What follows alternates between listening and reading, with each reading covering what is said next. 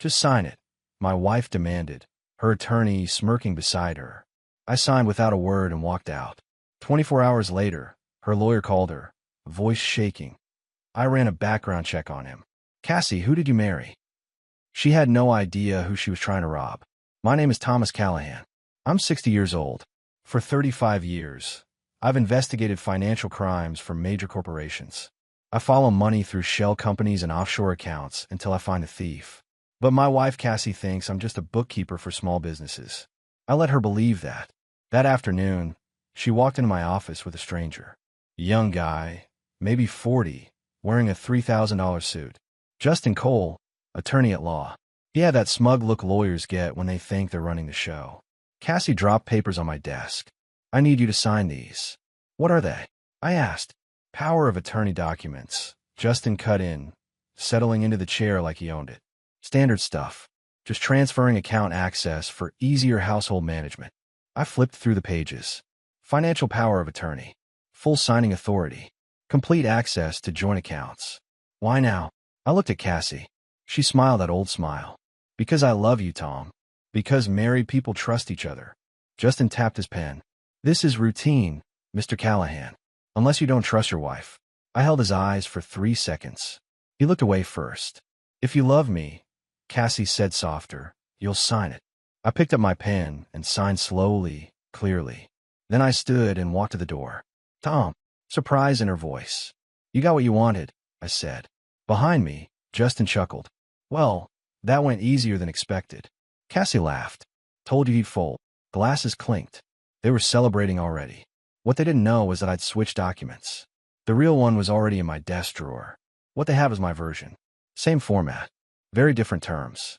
I walked through the hallway I'd repaired 5 years ago while Cassie was at a conference in Arizona. That's probably where she met Justin. In my truck, I placed the sealed envelope on the passenger seat. Prepared 3 days ago. Ready to go. I wasn't running. I was executing. While Cassie played queen, I've been doing what I do best. Following the money. And what I found was beautiful. She never asked what I really did. Never read past the word bookkeeper. Never flipped to page 2 of those documents. Never saw the clause I wrote 7 years ago. I pulled out and headed north to meet my real attorney. In the rearview mirror, our house shrank. That colonial she insisted on. The one with the mortgage she thought we still had. The one that wasn't in her name at all. I lit my first cigarette in 8 months and smiled. They thought the game was starting. It was already over. Cassie's phone buzzed at 6:30 the next morning. I heard it from the guest room, where I'd been sleeping for the past 3 months. She always kept the ringer on full volume, like she was waiting for something important. I was already dressed, coffee in hand, watching the sunrise through the window. Waiting. Her voice came through the wall, muffled at first, then louder. Justin? It's 6 in the morning. What's wrong? I took a sip of coffee. Right on schedule. What do you mean you ran a background check? I told you that wasn't necessary. Her tone shifted. Defensive now. That edge she got when someone questioned her. What are you talking about? He's a bookkeeper. He does taxes for small businesses. Silence. Long enough that I knew Justin was talking fast. Explaining. Probably sweating. That's impossible. I've known him for 7 years. He works from home. I've seen his clients. I smiled. Those clients were real enough. Small operations I helped on the side. A little smoke screen never hurt anyone. A what? Justin, you're not making sense. Her footsteps came closer. I heard her door open, then her feet padding down the hallway. She was checking my office. I heard the door handle turn. He's not here, she said into the phone. His truck's gone. More silence. Justin was really laying it out now. Wait, say that again slowly. He's a what? I stood and walked to the kitchen. Put my mug in the sink. Grabbed my keys. Forensic auditor? Justin, what the hell is a forensic auditor? I could hear the panic creeping in. That crack in her voice she got when things weren't going according to plan. He investigates financial crimes? For who? Justin. He balances books for delis and hair salons. The front door of my office opened. She stood there in her robe, phone pressed to her ear, staring at the empty room. At my desk. At the spot where she'd made me sign those papers yesterday. She saw me in the kitchen doorway. Our eyes met. Justin, she said quietly, still holding my gaze. Who did I marry? I raised my coffee mug in a small salute, then walked past her to the garage. Tom, wait. I opened the truck door. Where are you going? What is Justin talking about? Tom. I started the engine. She ran to the driver's window, slapping the glass. Answer me. What's happening? I rolled the window down 2 inches. You wanted control of the accounts, Cassie. Check them. What does that mean? It means you should read documents before you sign them, especially the clauses about fraudulent coercion. Her face went white. What? You brought a lawyer into our home to pressure me into signing over financial control. That's called undue influence. The document you have isn't worth the paper it's printed on. But mine. I shifted into reverse. Mine's already filed. Filed where? Tom, what did you do? What I've been doing for 35 years, Cassie. Following the money. Your money. Justin's money. All of it. I backed out of the garage. She stood there, phone dangling from her hand, mouth open. In my rearview mirror, I watched her shrink. That big house behind her. The house she thought she was about to own outright. My phone rang. Emma, my oldest daughter. Dad? Mom's calling me screaming about lawyers and accounts. What's going on? I'll explain everything tonight, I said. But sweetheart, remember what I taught you about protecting what's yours. Never let anyone know what you really have until they show you who they really are. That's my girl. I hung up and merged onto the highway. Behind me, Cassie was probably calling Justin back. Probably screaming. Probably realizing that the quiet bookkeeper she dismissed for 7 years had just dismantled her entire plan in less than 24 hours. The sun was coming up full now. It was going to be a beautiful day. The county clerk's office smelled like old paper and fluorescent lights. I'd been here before, years ago, setting things up. My phone rang 5 times before noon. All Cassie. I ignored them. At First National Bank, Margaret slid a folder across her desk. Mr. Callahan, the transfer's completed this morning. Your wife tried accessing the joint savings at 10:15. And access denied. She called 3 times. Threatened legal action. Said she owned the house on Lexington Ridge and would take her business elsewhere. What did you tell her? I pulled the property records. The house is held in a closed trust. Has been for 8 years. Her name appears nowhere on the title. I'd bought that house 2 years before meeting Cassie. Cash purchase from a Denver consulting job. Put in trust the same day. When we married, I let her think we bought it together. She picked furniture, chose paint colors, planted roses. She thought it was hers. It never was. She accused you of fraud, Margaret continued. I explained premarital assets and trust aren't subject to division. How'd she take that? She hung up. My phone buzzed. Emma, Mom's calling everyone. Says you stole everything. What's happening? I texted back. Coming by tonight. Margaret pulled another document. The credit cards she's been using. Corporate cards from your consulting firm. Your primary. She was authorized user. I revoked access this morning. What's the damage? Past 12 months? $83,000. Pattern shows Tuesday and Thursday charges. High-end restaurants. Hotel rooms. Afternoon bookings. Justin. The charges match calendar entries in your shared account. She labeled them yoga class and meditation sessions. I laughed. She never could cover her tracks. Margaret closed her laptop. What now? Now she realizes how little she has. No house. No accounts. No cards. Even that espresso machine. Corporate purchase. You've been planning this. Preparing. Since we met. I wanted to believe in second chances after Caroline died. But I wasn't going to be vulnerable again. I stood. Thanks for handling everything.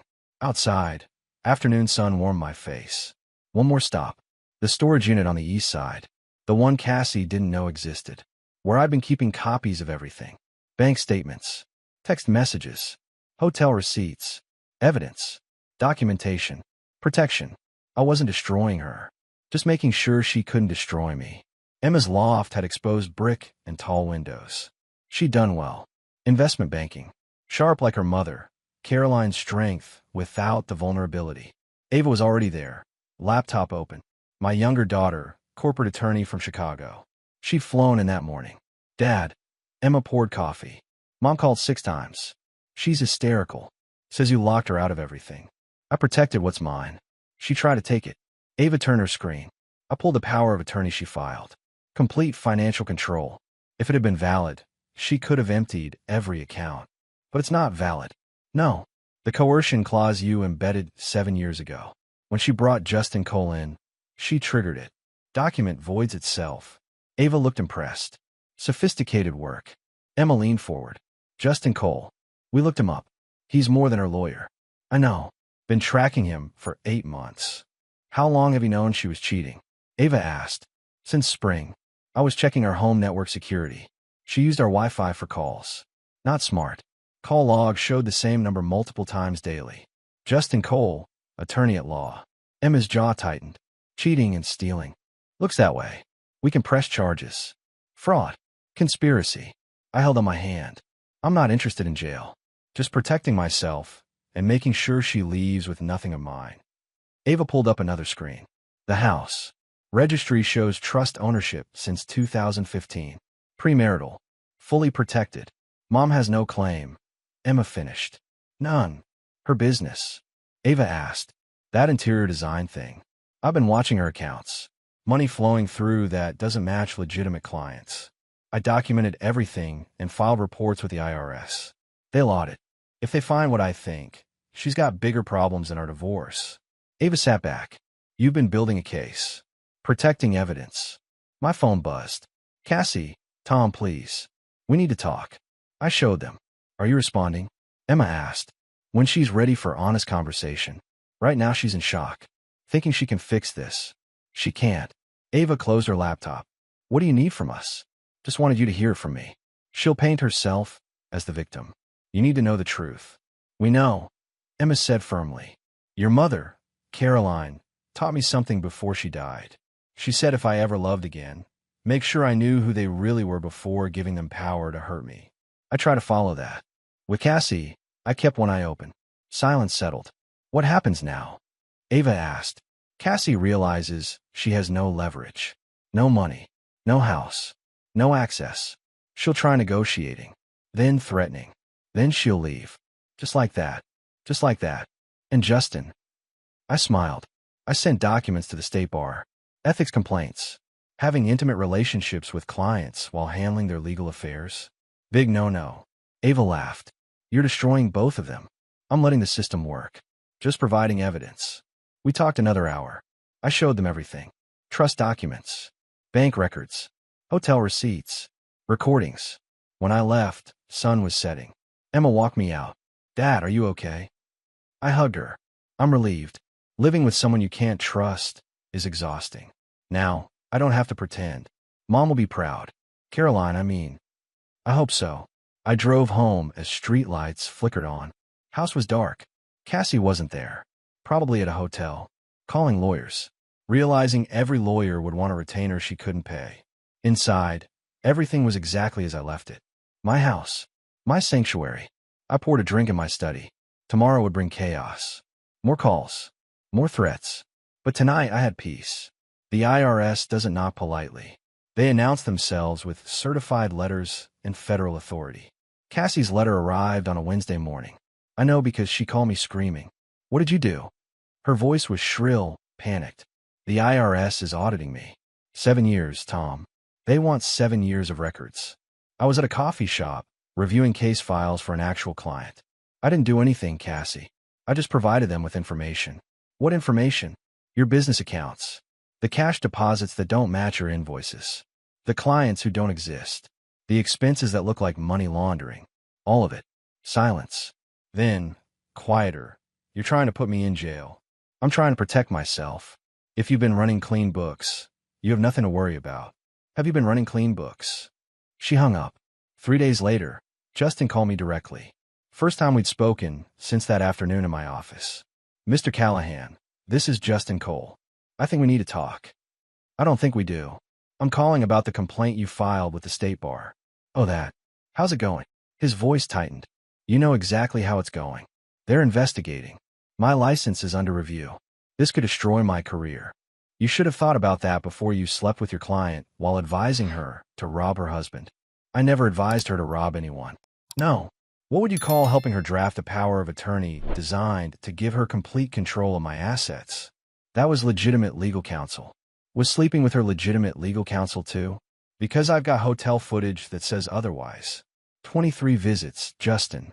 The Bar Association has copies of all of them. He was quiet for a moment. When he spoke again, the smugness was gone. What do you want? I want you to leave me alone. I want you to stop calling Cassie. I want you to fade into whatever hole lawyers crawl into when they've been caught. She's got nothing, you know. No money. No place to live. You've left her destitute. She tried to steal everything I built. I'm supposed to feel sorry for her. She's desperate, Tom. Desperate people do stupid things. Is that a threat? It's a warning. Watch yourself. He hung up. I called Emma immediately. Justin just threatened me. Recorded the call. I need you to file a police report. Dad, are you serious? Dead serious. Get Ava involved too. I want documentation. If Cassie or Justin try anything, I want a paper trail. That night, I upgraded the security system at my house. New cameras. Motion sensors. Monitored alarm. I wasn't paranoid. I was prepared. Because Justin was right about one thing. Desperate people do stupid things. 2 weeks later, my car windshield was smashed. No note. No witnesses. Just shattered glass in my driveway. I called the police. Filed a report. Gave them footage from my new cameras, showing a figure in dark clothing approaching at 3 a.m. face obscured, but body language familiar. The detective looked at the footage. You know who this is? I have suspicions. My wife and I are separating. It's gotten ugly. How ugly? IRS audit, Bar Association complaints, frozen accounts ugly. He nodded slowly. We'll look into it. But Mr. Callahan, you might want to stay vigilant. Already am. I had the windshield replaced the same day. Sent the bill to Cassie's lawyer. The one she'd managed to scrape together with borrowed money. She was unraveling. And I was documenting every second of it. Michael Walker sat across from me at a downtown diner. 26 years old, Marine Corps logistics officer, home on leave. He had his father's eyes and his mother's sharp features, but none of Cassie's cruelty.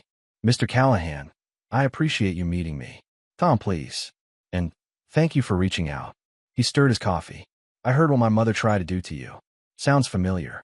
Your sister Ashley. Is she coming? She's on video call. Didn't want to fly in, but she wanted to be part of this. He turned his phone. Ashley waved from the screen, sitting in what looked like a small office. Hi, Tom. Thanks for including me. Of course. You both deserve to know what's happening. Michael leaned forward. Our mother stole from us. $200,000 our father left for our education. She was supposed to protect it. Instead, she emptied the account and spent it on herself. Ashley's voice came through the speaker. Furniture. Vacations. That stupid kitchen remodel, she just had to have. All our money. We didn't find out until Michael tried to pay for graduate school. The account was empty. When did you confront her? I asked. 4 years ago, Michael said. She denied it at first. Said we were confused. Then she said she'd borrowed it temporarily. Then she got angry and told us we were ungrateful. That she'd raised us and deserved something for her sacrifice. We haven't spoken to her since, Ashley added. She tried calling for a while. Sent emails. Wanted to explain. But there's nothing to explain. She stole from her own children. I pulled out a folder. I want to show you something. These are your mother's business accounts. The ones I gave to the IRS. Michael scanned the pages. His jaw tightened. These deposits. They're way too large for interior design consulting. Exactly. She's been running money through her business. I don't know where it's coming from, but it's not legitimate work. Ashley leaned closer to her screen. Is that why the IRS is auditing her? Part of it. The other part is unreported income and fraudulent expense claims. Michael sat back. She's going to jail, isn't she? Maybe. Depends what the IRS finds. But yes, she's facing serious charges. Good, Ashley said flatly. She should face consequences. She's never faced consequences for anything. We talked for another hour. They told me stories about growing up with Cassie. The manipulation. The lies. The way she played victim whenever she was caught doing something wrong. She'll try to paint you as the villain, Michael warned. She's probably already telling people you're abusive, controlling, that you stole from her. Let her talk. I've got documentation. Evidence. Truth. Ashley smiled thinly. She hates the truth. It's her kryptonite. When we finished, Michael shook my hand firmly. If you need us to testify, we will. In court, to lawyers, whatever you need. She tried to do to you what she did to us. That ends now. Thank you both. That means more than you know. As I drove home, I thought about families. How they fracture. How trust breaks. How some people leave destruction wherever they go. Cassie had destroyed her relationship with her children for money. Now she tried to destroy me for the same reason. But this time, She'd picked the wrong target. This time, the destruction was going to be hers alone. The man who walked into my office on a Tuesday afternoon wasn't someone I expected to see. Ever. "Tom Callahan?" he asked, extending his hand. "I'm David Reynolds, Cassie's brother." I stood slowly. "I know who you are." "Cassie said you two didn't speak." "We don't. Haven't in 15 years. That's why I'm here." He sat without waiting for invitation. Mid-50s, weathered face, work-worn hands. Nothing like Cassie's polished facade. "I heard about what she tried to do to you," he said. "Heard about the power of attorney. The lawyer. All of it. News travels fast. Small town where I'm from. People talk." He pulled out a folder. "I came because you need to know what she did to our family." To me. I sat back down. "I'm listening." "Our parents died in 2008. Left us equal shares of their estate. House, savings, investments. About 400,000 total. Cassie was executor. She was always the smart one, the educated one. I was just a mechanic. I trusted her. Let me guess. She stole your half. Worse. She stole all of it. Claimed there were debts I didn't know about. Estate taxes. Legal fees. Show me documents proving it was all gone." I believed her. I was grieving. I wasn't thinking straight. What happened? 3 years later, I ran into an old family friend. Lawyer who'd helped my parents with their will. He asked how I'd spent my inheritance. I told him there wasn't any. He looked confused. Said he'd review the estate. There were no debts. No major taxes. Should have been plenty left. David's hand shook slightly. "I hired my own lawyer. Took 6 months, but we traced it. Cassie had funneled everything into accounts only she controlled. Every dollar. She'd forged documents about the debts. Fabricated expenses. Stole $200,000 from her own brother." "Did you press charges?" "Tried. Statute of limitations had passed. My lawyer said we could try civil court, but it would cost more than I'd recover. So I cut contact. Told her if she ever came near me again, I'd make sure everyone knew what she'd done." He slid the folder across. "This is everything. Bank records. The forged documents. Witness statements. I'm giving it to you because you're fighting her. And Tom, she needs to be stopped." I opened the folder. Page after page of evidence. Clear, documented, damning. Why help me? You don't know me. Because she's done this her whole life. Takes what isn't hers. Lies about it. Plays victim when she's caught. Someone needs to finally hold her accountable. Might as well be you. "David, this is evidence of fraud. Criminal fraud." "I know. Do with it what you want. I just want her to finally face consequences." After he left, I sat with that folder for an hour. Then I called my attorney. "I need you to see something. Cassie's been doing this a lot longer than I thought." Emma came by that evening. I showed her everything David had brought. She read in silence, then looked up with tears in her eyes. "Dad, she's a monster. She's a predator. And she's been hunting for decades. What are you going to do? Make sure she never hunts again." The state prosecutor's office was utilitarian. Gray walls, fluorescent lights, the smell of burnt coffee, and broken promises. Assistant District Attorney James Harrison sat across from me, reviewing the evidence I brought. David's documents, my recordings, bank statements, hotel receipts, everything. "Mr. Callahan, this is extensive. You've been documenting for a while. Years. I'm a forensic auditor. Documentation is what I do." He flipped through pages. The brother's evidence. "This shows a pattern. Fraud against a family member. That strengthens any case significantly. Can you prosecute for the brother's case? Statute of limitations expired. But this establishes pattern of behavior. Shows she's done this before. That's valuable." He pulled out another file. The IRS audit. Preliminary findings show significant discrepancies in her business accounts. Unreported income. Fraudulent expenses. Cash deposits totaling over $300,000 in the past 4 years. Where's it coming from? That's what they're investigating. But Mr. Callahan, tax evasion at this scale? We're talking serious charges. 5 to 10 years potentially. She brought this on herself. She did. The power of attorney attempt. That's attempted fraud. The coercion clause you included was smart. The recording you made of that meeting? That's admissible. Single party consent state. Will you prosecute? He closed the folder. I'm building a case. Grand jury in 6 weeks. If they indict, and I think they will, your wife faces multiple felony counts. I left that office feeling nothing. No victory. No satisfaction. Just the weight of watching someone destroy themselves. That night, Cassie called. First time in 2 weeks. Tom, I heard you went to the DA. Why are you doing this? I didn't do anything. I provided evidence of crimes. They're doing their job. I could go to prison. You could. Please, Tom. I'm begging you. Drop this. Tell them you won't cooperate. No. I'll lose everything. You already have. Tom, please. I made mistakes. I was scared. I was stupid. But I don't deserve prison. I thought about David. About Michael and Ashley. About all the people she'd hurt over the years. Cassie, you spend your life taking from people. Your brother. Your children. Me. You never faced real consequences. Maybe it's time you did. I hate you. I know. But you hate consequences more. She hung up. Emma called minutes later. Dad, was that Mom? Yes. You okay? I'm fine. She wanted me to drop the investigation. You're not going to, right? Not a chance. She needs to face this. Good. Because Ava and I talked. We want to be there. At the trial. If it goes to trial. We want to support you. You don't have to. We want to. You protected yourself, Dad. You did nothing wrong. We're proud of you. After we hung up, I walked to my study. Poured a drink. Looked at the house around me. My house. My sanctuary. Still standing. In 6 weeks, a grand jury would decide Cassie's fate. The evidence was overwhelming. The case was solid. Justice was finally coming. And I'd sleep soundly knowing I protected not just myself, but everyone else she might have hurt down the line. The courthouse steps were cold that November morning.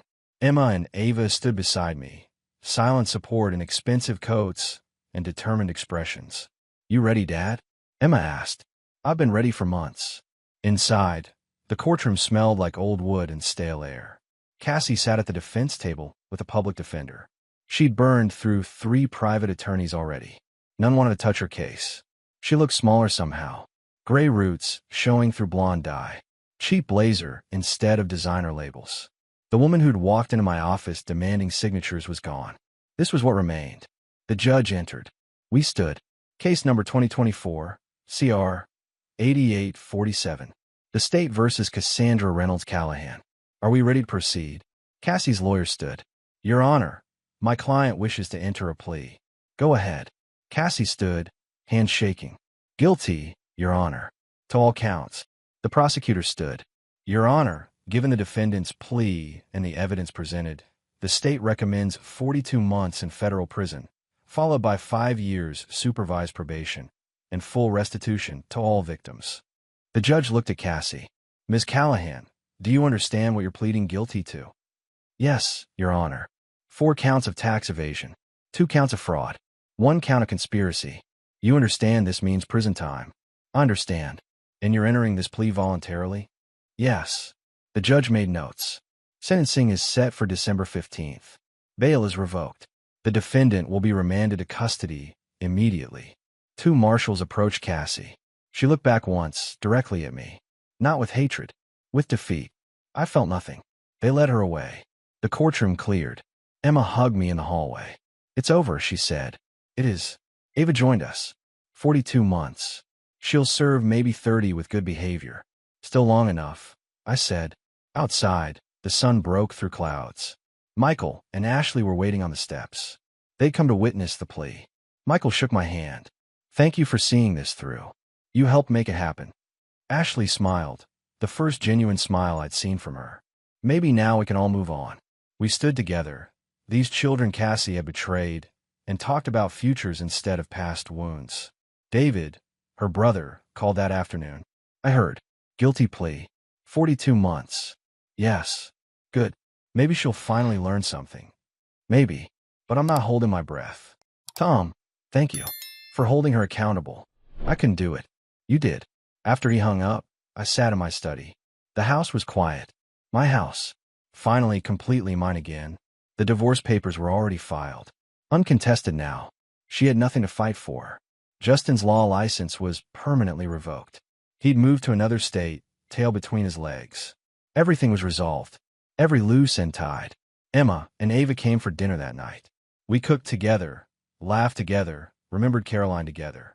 Mom will be proud, Ava said, of how you protected yourself. I hope so. We know so. Emma added.